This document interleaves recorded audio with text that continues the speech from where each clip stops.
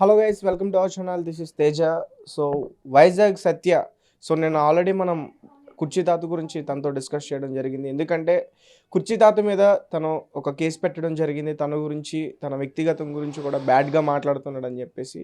So మరి ఇప్పుడు వైజాగ్ సత్య ఆ కుర్చీ తాత అన్న మాటల్ని వెనక్కి తీసుకుని సో మరి తనకి బెయిల్ ఇప్పిస్తాడా, ఆ కేసుని విత్డ్రా చేసుకుంటాడా? సో ఇవన్నీ కూడా అతనితో మాట్లాడే ప్రయత్నం చేద్దాం. సత్య గారు నమస్తే. నమస్తే. సో నేనంతా కూడా డిస్కస్ చేసాం. దేని గురించి ఆయన తిట్టాడు, కుర్చీ తాత సాంగ్ గురించా, లేకపోతే వ్యక్తిగతంగా వాళ్ళ ఫ్యామిలీ మెంబర్స్తో ఎవరితోనైనా మీకు విభేదాలు ఉన్నాయా? సో రెగ్యులర్గా మీ ఇంటికి వచ్చి మిమ్మల్ని ఇబ్బంది పెట్టాడు, ఇవన్నీ కూడా డిస్కస్ చేశారు. అయితే ఇప్పుడు ప్రస్తుతం సోషల్ మీడియాలో బాగా వైరల్ అవుతుంది ఏంటంటే కుర్చీ తాతనే వీళ్ళకి కావాలనే టార్గెట్ చేసి మరి చేస్తున్నారని చెప్పేసి అన్నట్టుగా వచ్చింది. నిన్న మనం డిస్కషన్ చేసిన దాని గురించి మీరేం చెప్తారు? అసలు నువ్వు చెప్తుంది అంతా 100% రాంగ్. ఎందుకంటే నిజంగా సోషల్ మీడియా అంతా మా టీంకి సపోర్ట్ చేస్తూనే వస్తుంది. అందరూ ఆయన్నే తిడుతున్నారు. ఎక్కడ కూడా చూడండి అయ్యో పాపమని ఏ కామెంట్ కూడా రాలేదు. బాగా వైజాగ్ సత్య కుర్తీ మడత పెట్టాడని అంటాడు. ఎందుకంటే గతంలో ఆయన అందరినీ తిట్టాడు, ప్రముఖులందరినీ. ఒక చంద్రబాబు నాయుడు గారిని కావచ్చు, ఒక లోకేష్ గారిని కావచ్చు, ఒక బాలకృష్ణ గారిని కావచ్చు, ఒక వైఎస్ రాజశేఖర రెడ్డి గారిని కావచ్చు, వైఎస్ జగన్మోహన్ రెడ్డిని కావచ్చు, షర్మిలా రెడ్డిని కావచ్చు. ఇంకా సినిమా రంగంలోకి వస్తే పవన్ కళ్యాణ్ గారిని కావచ్చు, చిరంజీవి గారిని కావచ్చు, నాగార్జున గారిని కావచ్చు, ఇంకా ఇక్కడ కేసీఆర్ గారిని కావచ్చు, కేటీఆర్ గారిని కావచ్చు, కవిత గారిని కావచ్చు. ఆయన ప్రతి ఒక్కరిని తిట్టుకొనే ఉంటాడు ఆయన. సో ఆయనకి ఎవ్వరూ సపోర్ట్ చేయడం లేదు. ఆయనకి నాకు ఎక్కడ చెడిందంటే, ఆయనకి నేను ఇప్పుడు మహేష్ బాబు గారి ఇంటికి తీసుకెళ్ళి ఇల్లు ఇప్పించాలంట. మహేష్ బాబు గారు నీకు ఎందుకు ఇల్లు ఇప్పిస్తారు? నువ్వు అందరినీ ఇలా పార్క్ దగ్గర కూర్చొని తిడుతున్నందుకు ఇస్తారా? దేనికి ఇస్తారు అసలు? తమన్ గారి దగ్గరికి తీసుకెళ్ళిన ఎస్ఎస్ తమన్ గారి దగ్గరికి ఆయన 20,000 రూపాయలు నీకు ఆర్థిక సహాయం చేశారు. తర్వాత నేను ఆయనతో ఒక షార్ట్ ఫిల్మ్ తీయించాను. అందరికీ తెలుసు 2.5 మిలియన్కి వెళ్ళింది అది. సూటు బూట్ అన్నీ వేయించి ఈ గుంటూరు కారం పాటకి స్పూఫ్గా వాళ్ళు 5,000 ఇచ్చారు. అలాగే నువ్వు ఎప్పుడైనా కానీ అలాంటి కారు ఒక బెంజ్ కార్ ఎక్కించి పైన సన్ రూఫ్ ఉంటుంది కదా, పైకి ఎక్కించి కుర్చీత అంతా చేయించాము. దాన్ని ఏమంటారు, ర్యాలీ లాగా చేయించాము. ఎన్ని షూట్లలో పెట్టాము నీకు. పెద్ద పెద్ద స్టార్ హోటల్కి నువ్వు ఎప్పుడైనా వెళ్ళి భోజనం చేసావు? మేము వెళ్ళి స్టార్ హోటల్లో మాతో పాటు భోజనాలు ఇప్పించి మేము ప్రమోషన్ చేస్తే నీకు కూడా డబ్బులు ఇప్పించాము, ఇంటర్వ్యూలు చేయించాము. కానీ ఈరోజు నన్ను ఇట్లా బ్లేమ్ చేస్తుండు. బ్లేమ్ అంటే ఇంకేం కాదు, మహేష్ బాబు ఈయనకి ఇల్లు ఇవ్వాలంట. మహేష్ బాబు ఈయనకి ఎందుకంటే ఇల్లు ఇస్తాడు? ఆయనకేం సంబంధం? ఏమైనంటే మహేష్ బాబు గారు నా 100 కోట్లు సంపాదించాడు, నా డైలాగ్ పెట్టి 200 కోట్లు సంపాదించాడు, 300 కోట్లు సంపాదించాడని పవన్ కళ్యాణ్ తిట్టినట్టే మహేష్ బాబుని కూడా బ్లేమ్ చేయడం ప్రారంభిస్తున్నాడు. రేవంత్ రెడ్డి గారిని కూడా మొన్న ఒక ఇంటర్వ్యూలో అంటున్నాడు 6 నెలలు ఆయన దించేస్తాను అది ఇదని. ప్రతి ఒక్కరిని తిట్టడమే, తిడితే నేను ఫేమస్ అయిపోతానని ఆయన ఇక్కడ ఫిక్స్ అయిపోయినాడని. కట్ చేస్తే ఆయన పార్కుల్లో పండుకునేటోడు, ఆర్టీసీ బస్సులో బెగ్గింగ్ చేసుకునేటోడు, అడక్క తినేటోడు. ఒక విధంగా చెప్పాలంటే నేను ఇంటికి తీసుకొచ్చి స్నానం చేయించి భోజనం పెట్టి హాస్పిటల్కి తీసుకెళ్ళి దగ్గుతుంటే బ్లడ్ పడుతుంది. టీబీ పేషెంట్ ఎవరు అసలు ఇంటికే రానివ్వరు. మేము ఎంత చేసాం, మేము మా టీం వాళ్ళందరూ. ఉప్పర్ వాళ్ళు కూడా డ్రెస్సులు కొన్నాడు. మేము ఎక్కడికి వెళ్తే అక్కడ తీసుకెళ్ళాం. ఖమ్మం వెళ్తే తీసుకెళ్ళాం. నా మీద లక్షలు సంపాదిస్తున్నాడు అంటే నువ్వేమైనా పవన్ కళ్యాణ్వా, ప్రభాస్వా, మహేష్ బాబు? నీకు ఎవరిస్తారు లక్షలు? నీ బతికెంత? నీ బుర్ర మీద రూపాయి పెడితే 10 రూపాయకి ఎవరు కొనరు. నీకు బీడీకే ఉండదు 10 రూపాయలు. నీ మీద లక్షలు ఎవరు సంపాదిస్తున్నారు? నేను లెక్కలు కూడా చెప్పేస్తా. ఆడు మా టీంలోకి వచ్చినాక తమన్ గారు 20,000 ఇచ్చారు. ఆ తర్వాత నేను ఒక గుంటూరు కారు స్పూఫ్ షార్ట్ ఫిల్మ్లా తీపించిన, వాళ్ళు 5,000 ఇచ్చారు. అలాగే ఒక E96 అనుకుంటా ఒక రెస్టారెంట్ గచ్చిబౌలి, అక్కడ వాళ్ళు ఒక 4,000 ఇచ్చారు. డేర్ స్టార్ గోపాల్ గారు తీసుకెళ్తే ఆయన 3,000 పెట్టి 3,000 క్యాష్ పెట్టి 3,000 రూపాయలు బట్టలు ఇచ్చిండు. ఎందుకంటే ఆయన బట్టల షాప్ ఉంది. అలాగే చిన్న ఇంటర్వ్యూకి వెళ్తే 1,500 ఇచ్చారు అంతే. అంతా కలిపితే 70,000 దాకా సంపాదించుకున్నాడు. చాలా వరకు తాగిస్తాడు. 33,000 రూపాయలు నేను బలవంతంగా తీసుకెళ్ళి అలా ఆవిడ చేతిలో పెట్టిన. ఇదే ఆయన ఇన్కమ్. లక్షల్లో సంపాదించుకున్నాడు అంటే ఆయన ఏంటి అంత పెద్ద ఆర్టిస్టా? ఉప్పల బాలే సంపాదించుకోలేదు. 5-6 ఏళ్ళుగా ఈయన సెలబ్రిటీ, సోషల్ మీడియాని దున్నుతున్నాడు. ఈయనే సంపాదించుకోలేదు 1,00,000 రూపాయలు. నేను ఎట్లా సంపాదించుకుంటాను చెప్పండి? ఆయన ఏంటంటే ఎలాగైనా నన్ను బ్యాడ్ చేయాలి. మమ్మల్నే కాదు కదా, అందరినీ తిడతాడు కదా ఆయన. బరిలాకని తిట్టలేదా? బిగ్ బాస్ విన్నర్ ఎవరు? రైతు బిడ్డ పల్లవి ప్రశాంత్ తిట్టలేదా? పవన్ కళ్యాణ్ గారిని తిట్టలేదా? నాగార్జున గారిని తిట్టలేదా? ఎవరిని తిట్టలేదు ఆయన. ప్రతి ఒక్కరిని తిట్టడమే టార్గెట్గా పెట్టుకున్నాడు. నేను తిట్టి ఫేమస్ అయిపోతుంది. నాలో ఏ టాలెంట్ లేదు. ఈ నోరు ఉంది, మూసీ నదులు అంటే నోరు.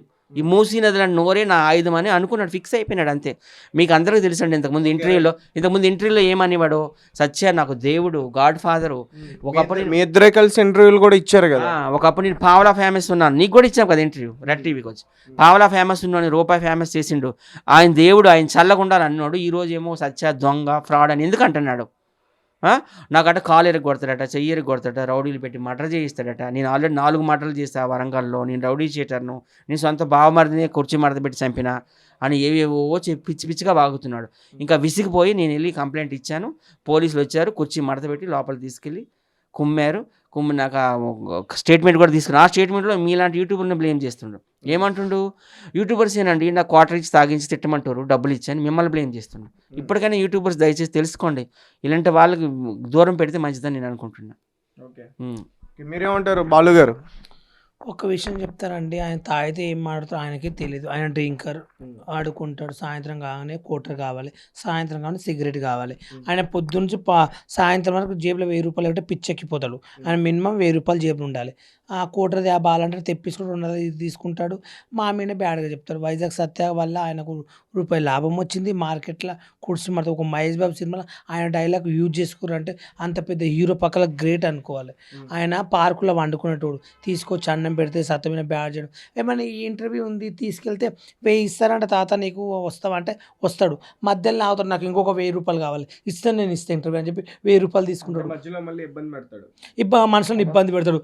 పవన్ కళ్యాణ్ తిట్టాడు, చిరంజీవిని తిట్టాడు, కేటీఆర్ని తిట్టాడు, వైఎస్ఆర్ రాజశేఖర్ని తిట్టారు, జగన్ని తిట్టాడు, మా రేవంత్ రెడ్డిని తిట్టాడు, ఎంతమంది నన్ను తిడతాడు. ఆయన ఎందుకు తాత, నేను అడిగిన తాత ఎందుకు అలా తిడుతున్నావు, అందరిని తిడతావు, నేనేమన్నా అలా తిడతావు మార్కెట్లో అంటే, బాలు అలా తిడితే మనం ఫేమస్ అవుతాం అంటాడు. అంటే ఒక మనిషిని తిడితే ఫేమస్ అవుతారా? అదేంటండి, మన సొంతంగా మనం కష్టపడి మనం ఏంటో మనం బతకాలి. ఒక మనిషిని బ్లేమ్ చేస్తే ఏమొస్తుంది? తప్పు కదా అట్లా. మనంతా మనం టాలెంట్తో ఫేమస్ కావాలి. ఒకరిని తిడితే ఫేమస్ కావడం కరెక్ట్, తిట్టు అలా తిట్టడం కరెక్ట్ కాదు. ఈరోజు వైద్య సత్తా నా వల్ల లక్షలు ఎవరిస్తారండి? ఆయన లక్షలు ఏం రాజమౌళి చిరంజీవి మూవీలో చేసిండా? ఒక 200 సినిమాలు చేశాడా, 300? ఆయన చేసిన సినిమాలో చిన్న డైలాగ్ వాడుకుంటు ఆయన ఏ సినిమాలో కనిపించాడు, ఏ సీరియల్లో కనిపించాడు? ఒక జబర్దస్త్లో కనిపించాడా? పోనీ ఒక పటాస్లో నేను అన్ని షోలు చేశాను, ఆయన ఏ షో చేశాడు ఒకటి చెప్పండి? యూట్యూబ్లో తప్ప ఆయన ఏదైనా షోలో కనిపించాడా ఇప్పటి వరకు? కనిపోయింది, ఎట్లా సెలబ్రేట్ అవుతాడు? లక్షలు ఎవడిస్తారండి? మేమే ఇంత ఫేమస్ అయినా మాకే లక్షలు ఇవ్వట్లేరు, ఆయనకు లక్షలు ఎందుకు ఇస్తారండి? ఇండస్ట్రీ అనేది జస్ట్ ఫేమ్ కోసం వాడుకుని వదిలేస్తారు. అది కొంత వాళ్ళకి అవకాశాలు వస్తాయి, ఆ కొంతమంది దాంట్లో నిలుస్తారు, కొంతమందిని నిలువరించరు, కొంతమందికి అవకాశాలు ఇస్తారు. ఏ కానీ కొంతమందికి ఇవ్వలేరు. అవసరానికి యూజ్ చేసుకుని వదిలేస్తారే కానీ పర్మనెంట్గా ఎవరు ఇవ్వరు.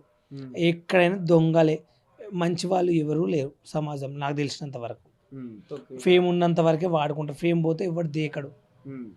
మాకే ఏదైనా ఆఫర్లు కావాలని మేము బతుకుతుంటే ఆయనకు ఏ లక్షలు ఇస్తే సత్తి ఇక్కడ ఉండడు, ఏదో ఒక బంజారాయిల్స్లో ఒక జూబ్లీస్లో పెద్ద ఇల్లు కట్టుకుంటాడు. ఆయనతో తాయాల పిచ్చి పిచ్చిగా మాట్లాడతానండి. ఇప్పుడు ఆయనతో మాకు సంబంధం, రేపటి నాడు ఆయనకి ఏమైనా అయినా, ఆయనకి ఏమైనా జరిగిన సత్తకు మాకు సంబంధం లేదు.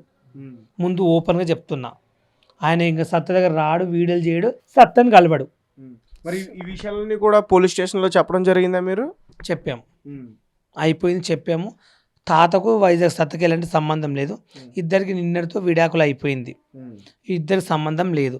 ఆయనకి ఏమైనా రేపు జరిగినా, రేపు ఏమైనా అయినా సత్త మాట్లాడే రైట్స్ లేవు.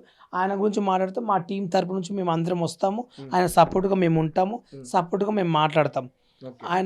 ఆయన రైట్స్ మాత్రం ఎవరికి లేవు. ఆయన ఏంటంటే ఏమంటే, ఇప్పుడు మీరే అంటున్నారు కదా పెద్ద వయసు అనే ఒక 60 సంవత్సరాలు పైబడిన వ్యక్తి, ఆయన ఆరోగ్యం కూడా అంత బాగోదు. ఇప్పుడు పోలీస్ స్టేషన్లో పెట్టడం వల్ల, సెల్లో ఉండడం వల్ల తనకి మళ్ళీ ఇబ్బంది అవుతుందేమో, ఆ వేలో కూడా ఆలోచిస్తే బెటర్ కదా మీ టీం. అంటే ఒకసారి చెప్పు, పోలీస్ స్టేషన్లో మేము ఏం పెట్టలేదు, తీసుకెళ్ళాము, కాంప్లైంట్ ఇచ్చాము, వెళ్ళి అక్కడ కూర్చొని చెప్పారు, వైజాగ్ సత్యతో నువ్వు మాట్లాడొద్దు, అలా వేరే వాళ్ళని తిట్టొద్దు తాత అని చెప్పారు, పంపించేశారు. ఆయనకి తిట్టనని చెప్పాడు, ఒక వీడియో చేశాడు, నేను తిట్టని సత్యతో నాకు సంబంధం లేదు అన్నాడు.